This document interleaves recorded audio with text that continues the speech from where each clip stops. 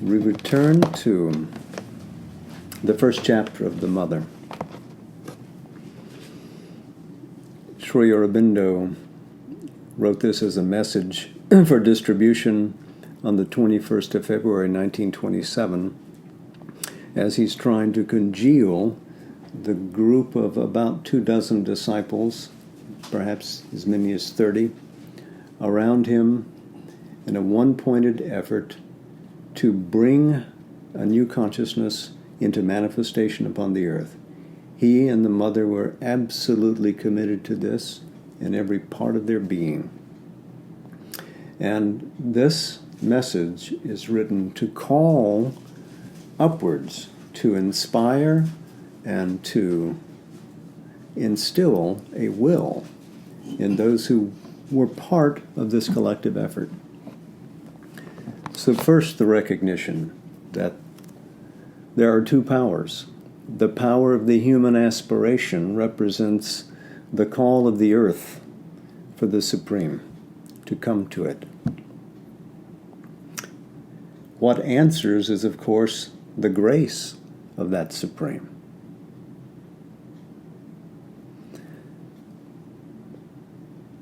Demanding that the conditions be proper, be auspicious, not simply for an inner illumination, but this is for an instantiation in the physical of what is above. So that should manifest here, is the whole principle of this yoga.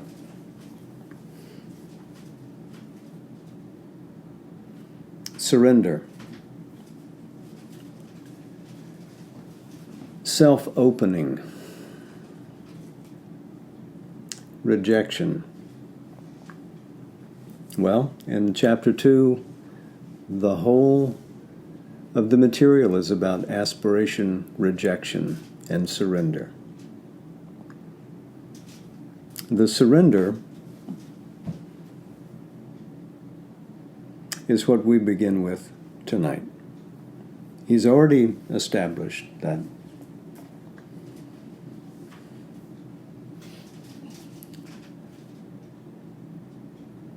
In the integrity of the offering, there must be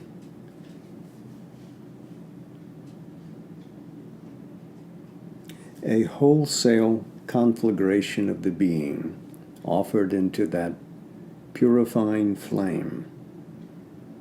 It can't simply be the inner portion of us. It can't simply be the inner mind, the inner vital, or the subtle physical that experiences the afflatus from above and responds to it. It must be a surrender that reaches into the whole of the external being. We awaken these inner parts, but we have to bring that suffusing light from within into the outward parts of the nature. As he says, nothing, even the most external, can be left out.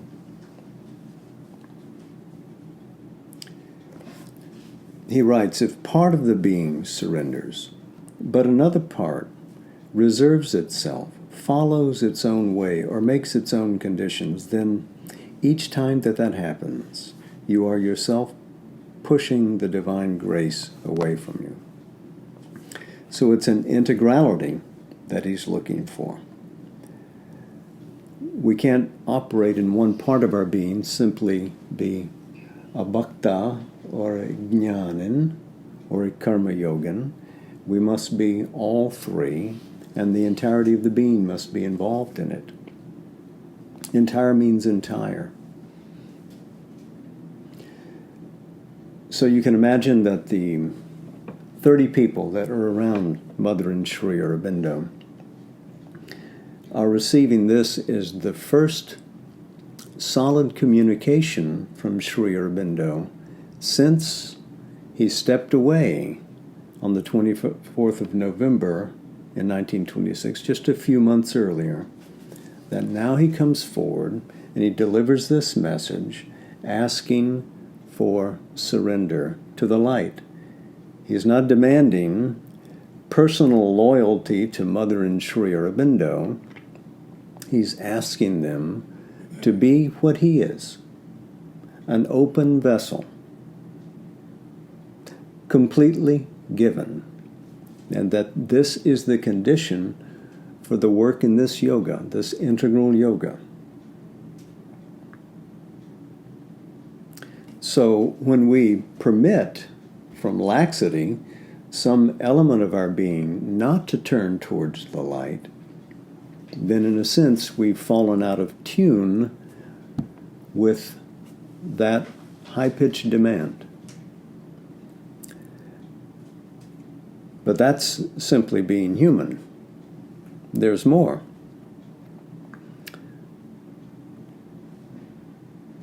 If behind your devotion and surrender you make a cover for your desires, egoistic demands, and vital insistences, if you put these things in place of the true aspiration or mix them with it and try to impose them on the divine Shakti, then it is idle to invoke the divine grace to transform you.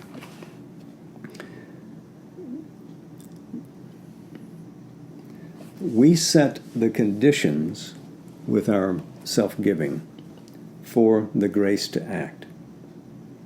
So there's an implicit agreement that we have with the divine, that our aspiration is such that we're not comfortable with living the ordinary life anymore, but we want to be in mind, in heart, in the attunement of our vital instrument, in the very flesh, part of that expression. So that there could remain an insistence on ego or on gratifications which are natural to us places a distance between us and the divine. Now, does the divine demand that we be joyless, or that we have no light, no play in our lives? Quite the contrary. But it is the separation, it is the ignorance that we have to step away from. We don't have to step away from life. We don't have to step away from our material sheaths. We don't have to be pure in an ivory tower. But we have to be true, we have to be sincere. This idea about a grace that responds to the offered soul, to the offered being, is part of the entire tantric tradition as well, going back 1,000 years, 1,400 years. We'll probably have occasion to come back to it again, but in the in the Malini Vijaya Uttara Tantra, grace is described as being essential for the change of consciousness, for the divination of the being. Nothing can occur if that grace does not descend. And that grace is defined variously, but in that particular tantra it's defined as anugraha. It is that which comes and grasps you, that takes hold of you. And it cannot take hold of you if you haven't prepared yourself for it, because you would shatter under its force. So this offering and the purification that it entails is what strengthens the being and makes it capable of holding within it an infinite consciousness, an unwalled power.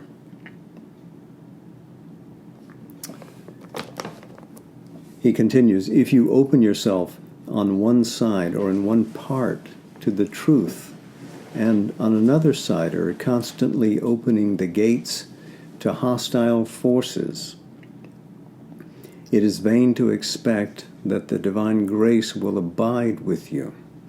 You must keep the temple clean if you wish to install there the living presence. Sri Aurobindo has already described that it is the supramental calling from below and descending from above that affects this change, this transformation. One in the same presence, one involved in nature, one fully conscient descending from above. Again, in the Tantra, it is the purity that the sadhak, that the seeker, establishes in the nature that bridges what we experience subjectively when we feel the onrush of this divine descent into the body.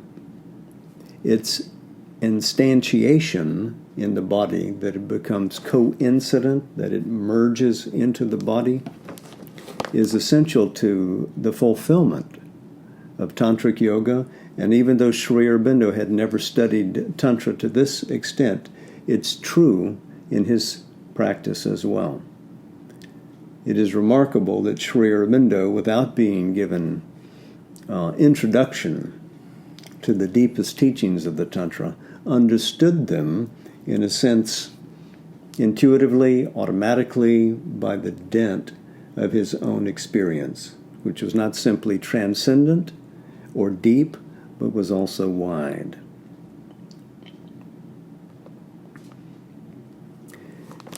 He continues, if each time the power intervenes and brings in the truth, you turn your back on it and call it again the falsehood that has been expelled. It is not the divine grace that you must blame for failing you, but the falsity of your own will and the imperfection of your own surrender.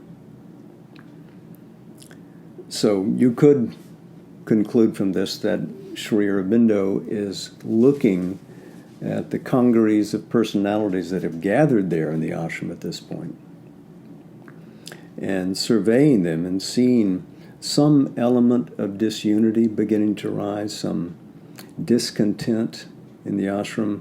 But you have to remember that all the way back to when he was first establishing the collective in Pondicherry, back to 1910, he's been working with many of these people, lifting their consciousness, working with the mother so that she can install her guidance in their lives.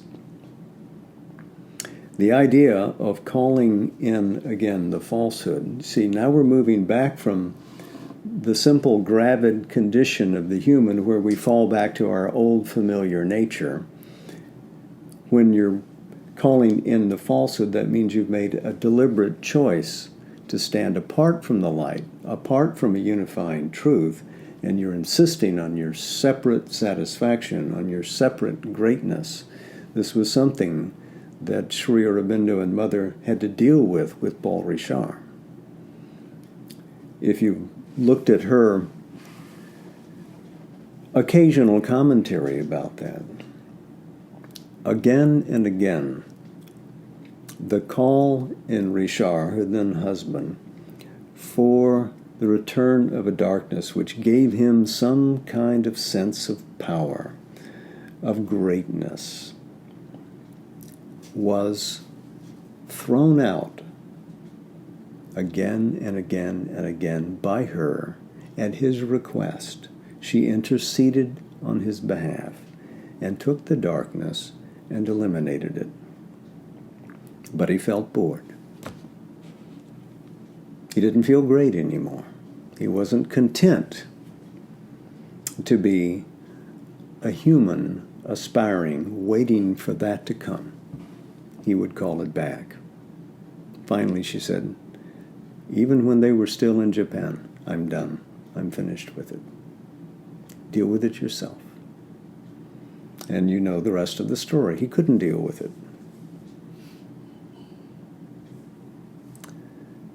So they've had plenty of experience with this, not simply with Richard, but with others who joined and then left that budding ashram.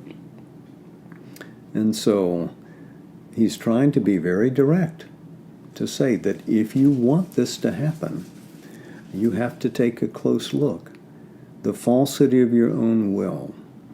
He continues, if you call for the truth, and yet something in you chooses what is false, ignorant, and undivine, or even simply is unwilling to reject it altogether, then always you will be open to attack, and the grace will recede from you.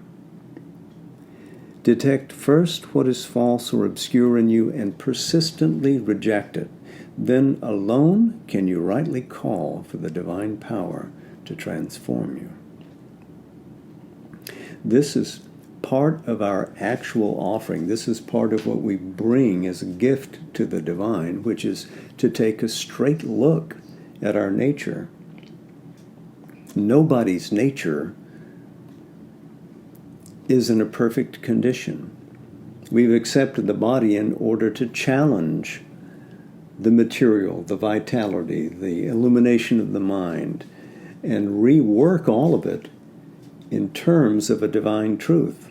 That's why we've come here. That's our mission. So we don't have to look at our imperfections as something that, we've got to tightly protect and keep this away from this descending light. Rather, we should be offering it in fullness.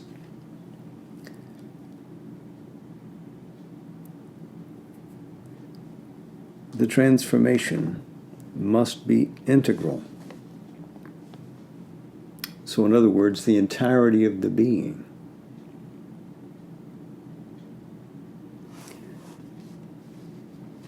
There's a letter that occurs a little bit later in this volume in which they're citing the reason for their embodiment, and it's worth reading here. 6th December 1930, just a couple of years later. So these themes are still alive in the ashram atmosphere. The supramental creation, since it is to be a creation upon earth, must be not only an inner change, but a physical and external manifestation also. And it is precisely for this part of the work, the most difficult of all, that surrender is most needful. For this reason, that it is the actual descent of the supramental divine into matter and the working of the divine presence and power there that can alone make the physical and external change possible. Even the most powerful self-assertion of human will and endeavor is impotent to bring it about. As for egoistic insistence and vital revolt, they are, so long as they last, insuperable obstacles to the descent. Only a calm, pure, and surrendered physical consciousness, full of the psychic aspiration, can be its field. This alone can make an effective opening of the material being to the light and power and the supramental change a thing actual and practicable. It is for this that we are here in the body, and it is for this that you and other sadhaks are in the ashram near us. But it is not by insistence on petty demands and satisfactions in the external field, or on an outer nearness pleasing to the vital nature and its pride or desire, that you can get the true relation with the divine in this province. If you want the realization there, it is the true nearness that you must seek, the descent and presence of the Mother in your physical consciousness, her constant inner touch in the physical being and its activities, her will and knowledge behind all its work and thought and movement, and the ever-present ananda of that presence, expelling all vital and physical separateness, craving, and desire. If you have that, then you have all the nearness you can ask for, and all the rest you will gladly leave to the mother's knowledge and will to decide. For with this in you, there can be no feeling of being kept away, no sense of gulf and distance, no complaint of a unity that is lacking, or an empty dryness and denial of nearness. So the typical complaint of the human that if I don't get to see you every day, if you don't give me these nice things, then that proves that you don't love me and that I'm not really wanted here. But there were great upasakas, great sadhaks who were there in the ashram, and we've mentioned one just last week, Sri T.V. Kapali Shastriya, that siddha in the line of Tantra, who had very few questions to pose to Sri Aurobindo in writing, very little that he felt the need to ask Mother verbally, but having received their instruction, took it inside, practiced it, realized it, even though he was 2 or 3 blocks away from the ashram, a great distance. He never left her consciousness, never left her true being.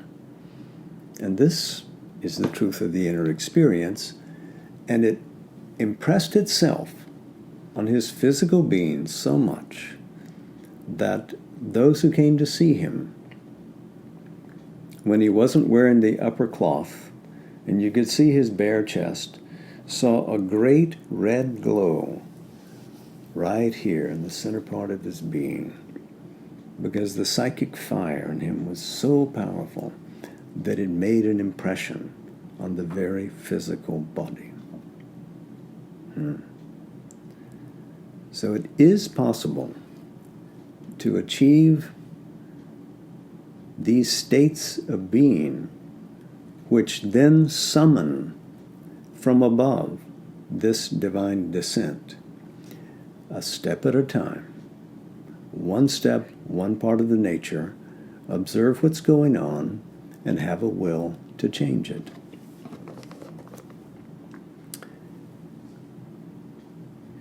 Reject the false notion that the divine power will do and is bound to do everything for you at your demand, and even though you do not satisfy the conditions laid down by the Supreme. Make your surrender true and complete. Then only will all else be done for you. True and complete. So, the inner offering, samarpana, has to be made all the way out to the physical being. We were observing last week that the practice of the inner yoga has finally to express itself in the physical. So the right, R-I-T-E, is not wrong if it is filled with an inner consciousness and a living experience. Whatever you do becomes a right, an expression of your communion with the divine.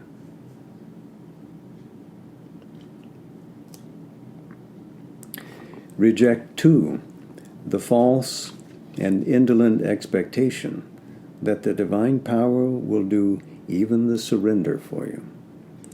The Supreme demands your surrender to her, but does not impose it. You are free at every moment till the irrevocable transformation comes, to deny and to reject the divine, or to recall your self-giving, if you are willing to suffer the spiritual consequence.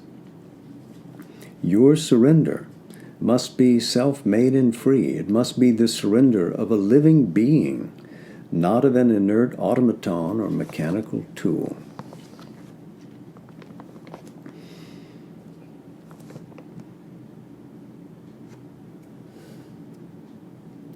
So, That kind of passive surrender Sri Aurobindo deals with in so many letters on yoga. We needn't take it up here. Of course, the striking phrase is, "The Supreme demands your surrender to her." She is not other than, she is not an executrix for some supreme male divinity. She is the Supreme.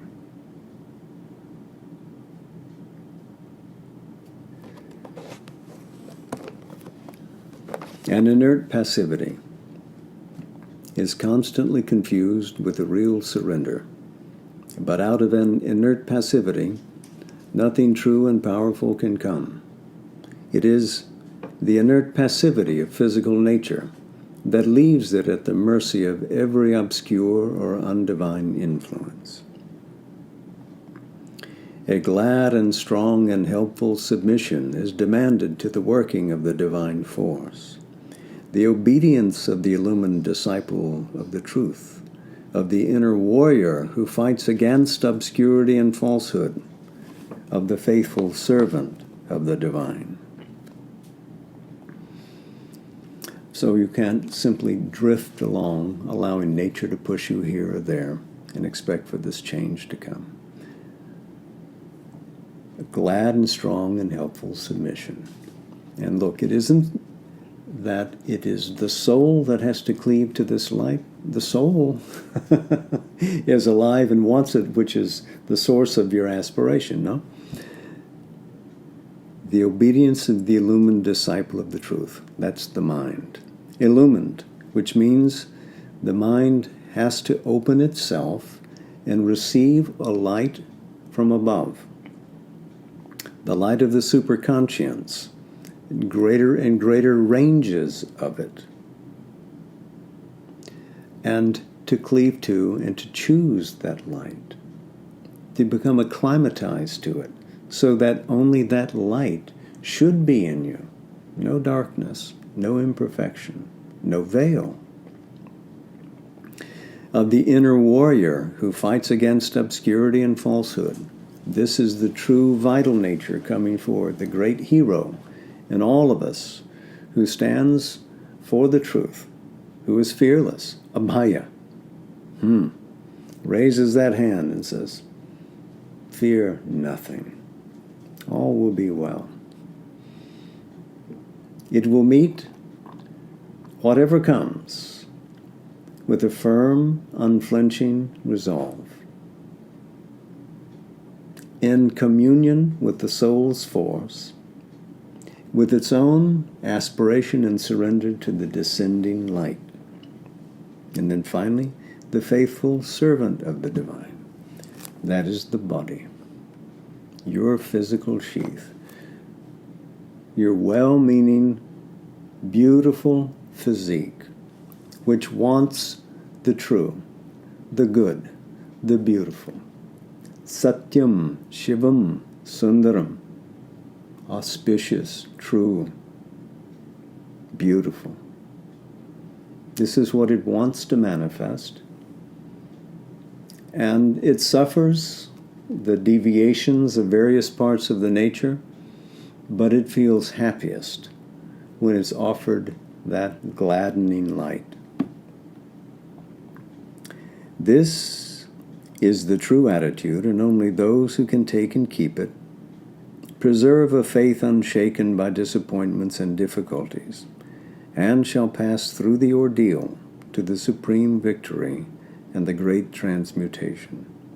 And again, what he's talking about here is the actual transformation of the body. This is 1927, and they were very much on pitch together, Mother and Sri Aurobindo, and with the collective body to move towards that. Sri Aurobindo has sounded a trumpet now. This is the first chapter of the book, The Mother. It wasn't given publication until 1928, with another 5 chapters. We'll take up chapter 2. next time. This faith unshaken is a knowledge instinct in the soul. It knows what beckons it. It knows what calls it. And it knows it cannot be turned back.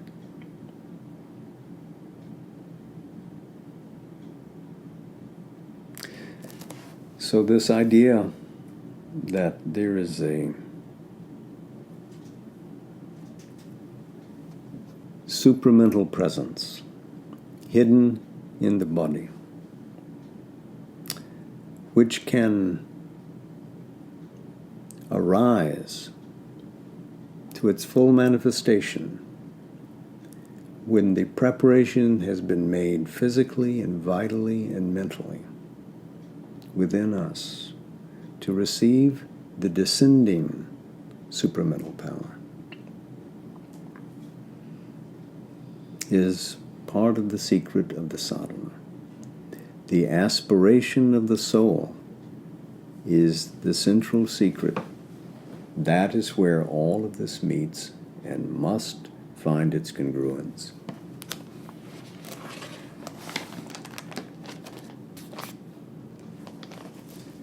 So, chapter 2 next week. If you can permit a passage from Savitri, this is Book 2, the Book of the Traveler of the Worlds, Canto 11, The Kingdoms and Godheads of the Greater Mind.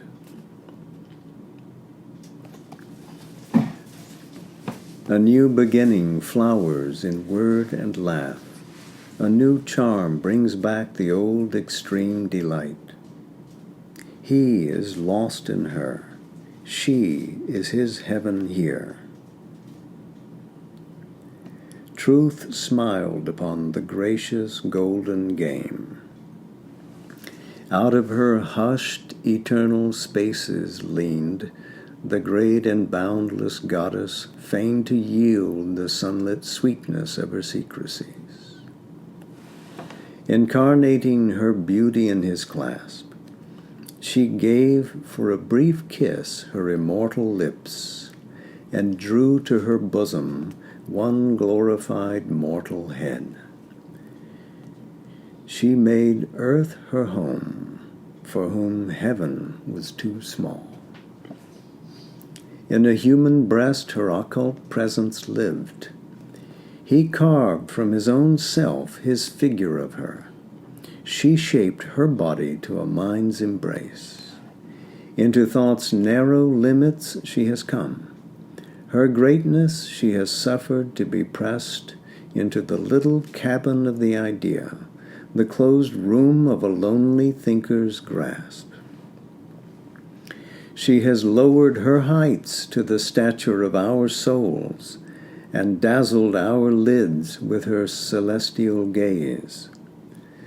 Thus each is satisfied with his high gain, and thinks himself beyond mortality blessed, a king of truth upon his separate throne.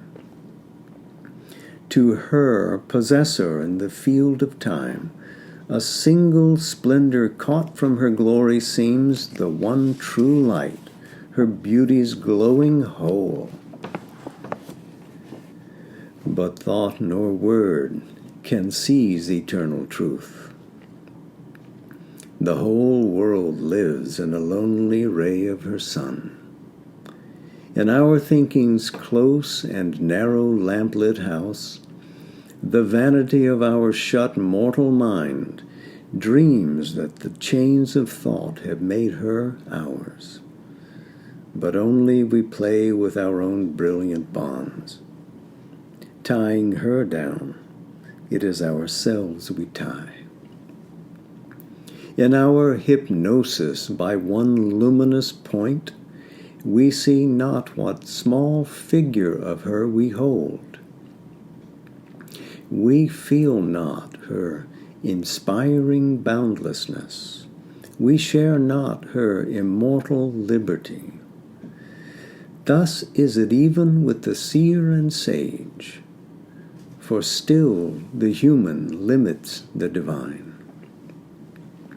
Out of our thoughts we must leap up to sight, breathe her divine illimitable air, her simple vast supremacy confess, dare to surrender to her absolute. Then the unmanifest reflects his form in the still mind as in a living glass.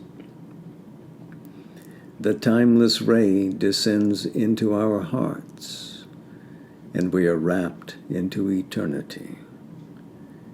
For truth is wider, greater than her forms. 1,000 icons they have made of her, and find her in the idols they adore. But she remains herself and infinite.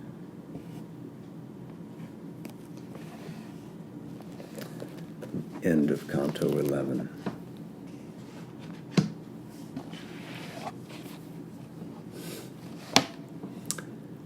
So, namaste. Jai Ma.